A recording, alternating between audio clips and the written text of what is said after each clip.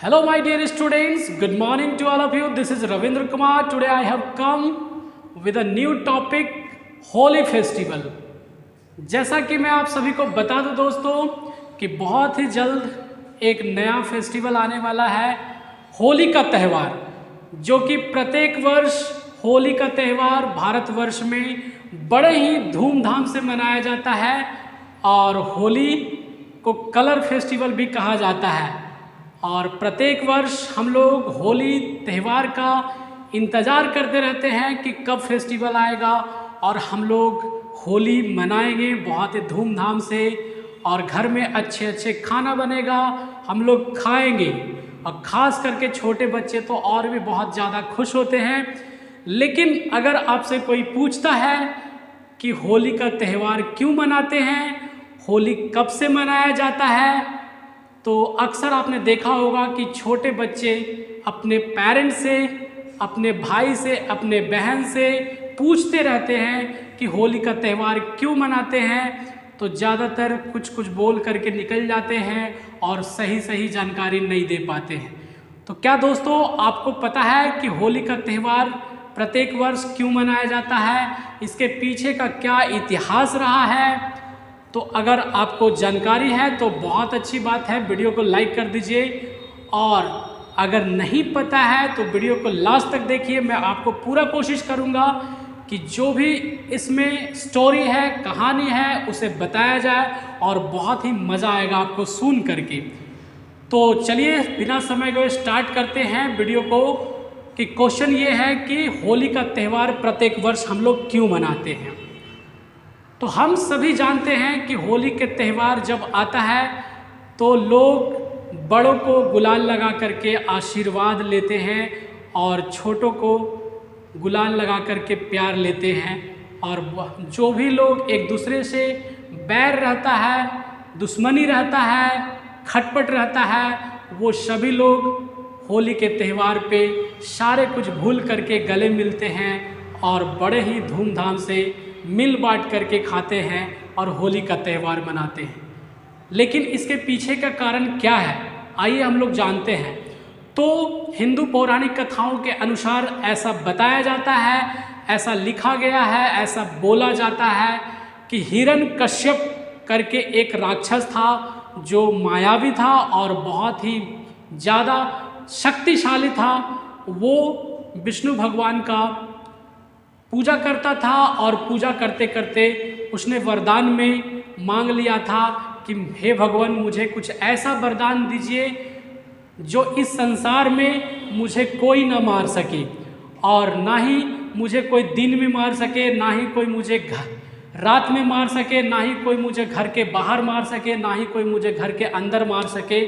और इस तरह के वो कुछ दिन तक यज्ञ किया और विष्णु भगवान ने खुश होकर के उसे इस वरदान को दे दिया।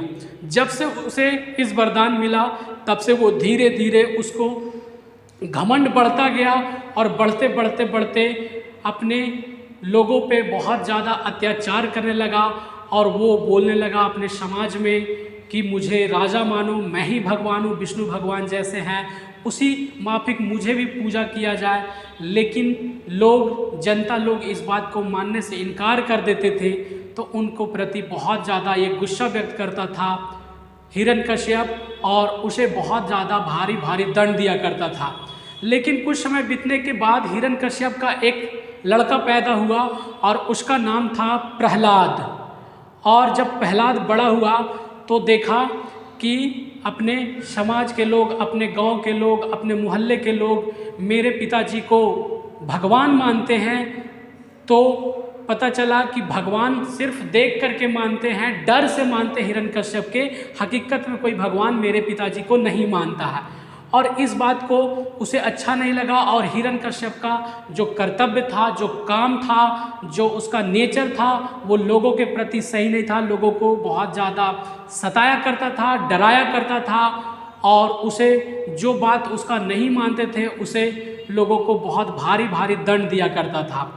और जब इस बात को प्रहलाद का एहसास हुआ तो जो प्रहलाद था हिरण्यकश्यप का बेटा, वो बिल्कुल अपने पिता से बहुत ही अलग था और वो बहुत ईमानदार लड़का था और वो अपने पिताजी को पूजा करने से मना करता था, और वो विष्णु भगवान का बहुत बड़ा ही भक्त था, और वो हमेशा विष्णु भगवान का पूजा करता था, और अपने मोहल्ले में, अपने गांव में घूमता था तो लोगों को बताता था कि मेरे पिताजी तो कोई भगवान लायक काम नहीं करते हैं, अगर कोई भगवान है तो वो विष्णु भगवान है, और आप सभी उनका ही पूजा करिए।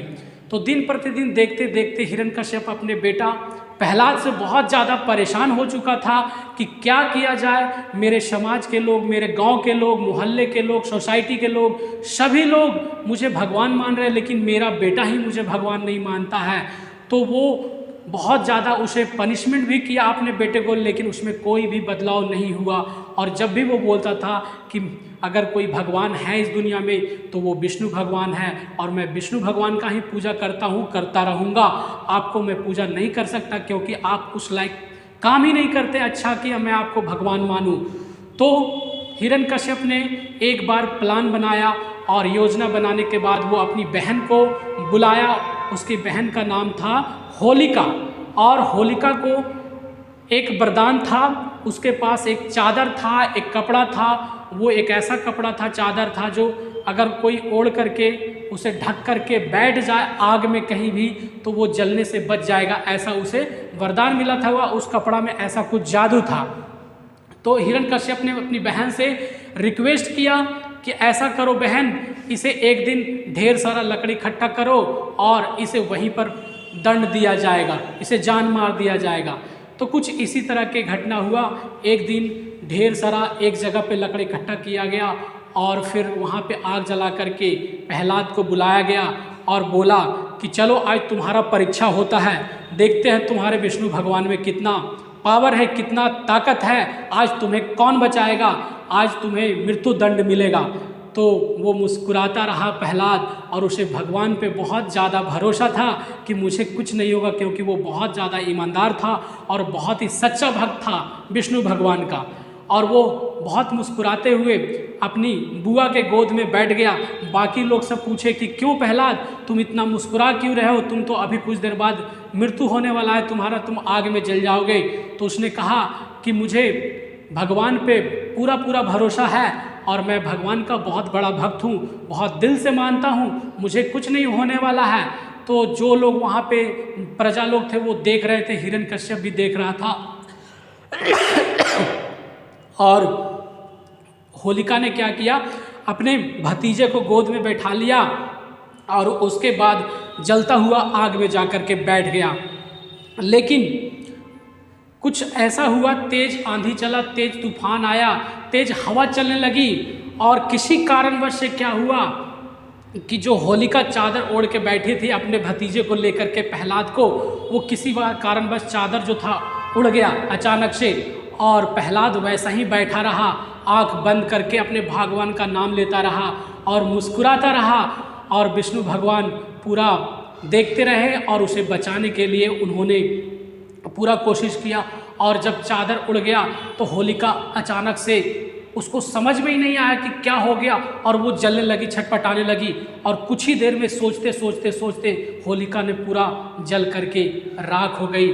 और सभी लोग, जितने भी वहाँ पे प्रजा लोग थे, वो सब देखते रह गए कि ये क्या हो गया। प्रहलाद तो बिल्कुल आंख बंद करके, हाथ जोड़ करके भगवान का नाम ही ले रहा था, और उसे आग का कुछ भी थोड़ा सा खरोच तक भी नहीं आया, उसे छू भी नहीं सका। और बहुत ही आराम से कुछ देर बाद वो बाहर निकल गया आग से। और पूरे जो समाज के लोग थे, जो प्रजा लोग थे, वो देखते रह गए कि ये क्या हो गया। तब से लोगों के मन में ये कन्फर्म हो गया कि हिरण्यकश्यप कोई भगवान नहीं है। और फिर उसे विष्णु भगवान ने हिरण्यकश्यप को मृत्युदंड दिया।